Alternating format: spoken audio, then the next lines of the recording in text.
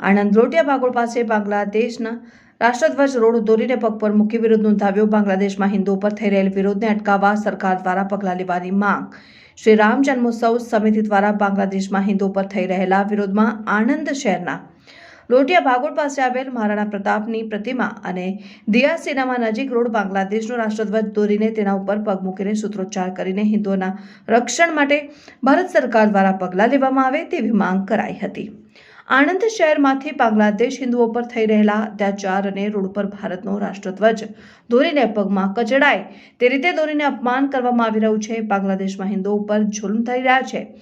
હાલમાં હિન્દુઓને રહેવું મુશ્કેલ બની ગયું છે, ત્યારે હિન્દુઓને નાગરિક રહેવાના હક આપવા તેમજ તેમના રક્ષણ માટે સરકાર દ્વારા કાર્યવાહી કરવાની માંગ સાથે શ્રી રામ જન્મોત્સવ સમિતિ દ્વારા લોટિયા ભાગોળ ખાતે વિરોધ નોંધવામાં આવ્યો છે। બાંગ્લાદેશમાં હિન્દુઓ પર વધી ગયેલા અત્યાચારને રોકવામાં બાંગ્લાદેશની સરકાર દ્વારા કોઈ જ પગલાં લેવાતા નથી, તેમજ પોલીસ તંત્ર પણ ખોટી રીતે હિન્દુઓને હેરાન કરી રહ્યું છે।